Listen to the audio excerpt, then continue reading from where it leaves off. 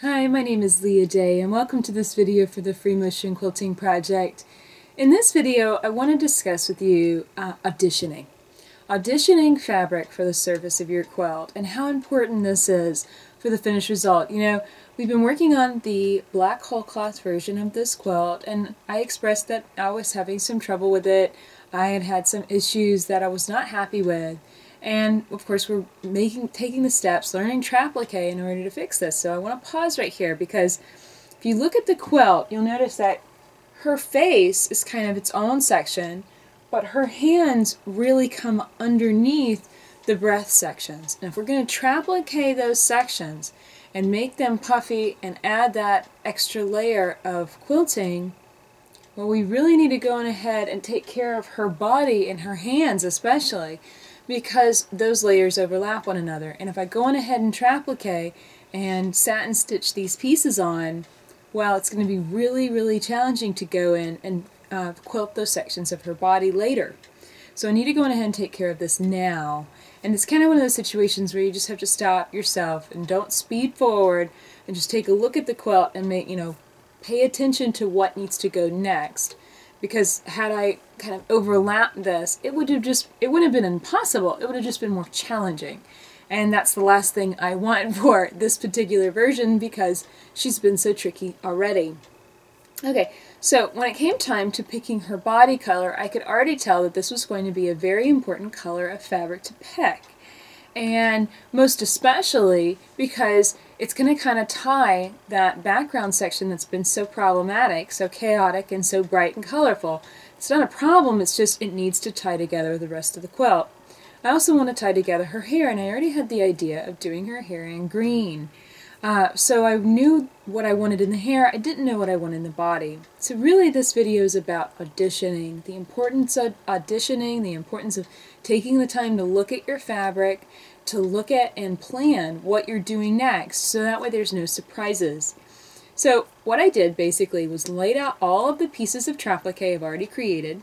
I laid out some hair for her, not hair, I laid out some fabric for her hair, green fabric, and kind of laid it out in the chaotic way that I'm planning on doing that. I'm going to do textured applique in that section. So I'm kind of trying to make this look as much as possible like it's going to look finished. And then I selected 3 different fabrics that I could potentially use in her body. And here's the first. This was my first choice. It's a red fabric, and I thought this was really nice. The one trick about it is that it kind of blends in with the red thread that I used through the center section of the background. And so when I looked at that, I really liked it, but I felt like it could use some more work. So I decided to try again. And this is a silvery silk sateen. I'm not really sure exactly what fabric it is, but I know it's not 100% cotton. It is kind of a slinky silk fabric.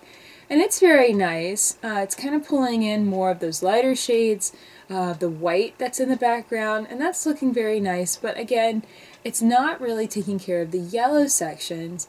And the yellow sections are really, in my opinion, the most problematic. They're the ones that are catching my eye and kind of making me still go, So it's good to pay attention to that and know, what bothers you and see if you can figure out a way of making it look better.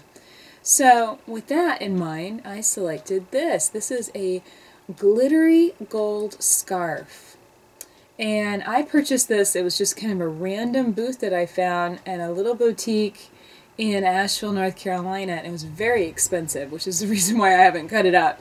It's like $20 for this little quarter-yard wide piece of fabric. But it's perfect, and it's more than enough fabric to take care of this section. It ties in the gold, and looks wonderful with the green, and it's my choice. That's what I'm going to end up using. Now, how did I do this? How did I make this choice? Well, I've just basically told you exactly what my thought process was looking at these different colors. For the actual process of picking, I just simply shot these photos on my iPad and then carried it around with me for about a week and a half. And just always would sit there and slide between the 3. I would go back and forth and just look at each one and give it the time and attention it needed. But almost instantaneously I knew that the gold fabric was really going to probably be my choice because it just immediately appealed to me. And this is something that comes with time and practice. The more you look at fabric, the more you play with it and audition it on the surface of your quilt, the more you're going to be able to make these choices easily. So I hope that this helps you see how to audition, take some photos, carry them around with you, whatever you need to do in order to make these choices. It's really, really important to give yourself that time. So that is my choice, and that means I need to go and quilt something on this surface of the gold fabric, cut it out, and get ready to traplicate it as well. Now, in the next video, we are going to investigate words again. I know you're really probably chomping at the bit to figure out the rest of trapplique, but there is one more step that we really need to take on these pieces before we put them on the real quilt, and that is to incorporate the words, which is an integral part of Express Your Love. And basically I'm covering up the words that were too big, that were stitched over these sections. I wanted to fix that, and I wanted to make this a little bit less chaotic and confusing. And so, but I didn't want to lose the words completely. So in the next video we're going to investigate the monograms and alphabets that are programmed into computerized machines. Not everybody has them, but if you do, it's something fun to play with. So we're going to give them a try and play around with that just a bit in the next video. My name is Leah Day, and this has been a video for the Free Motion Quilting Project. Find all the rest of the videos on Express Your Love, making mistakes, and fixing them at freemotionproject.com. Until next time, let's go quilt.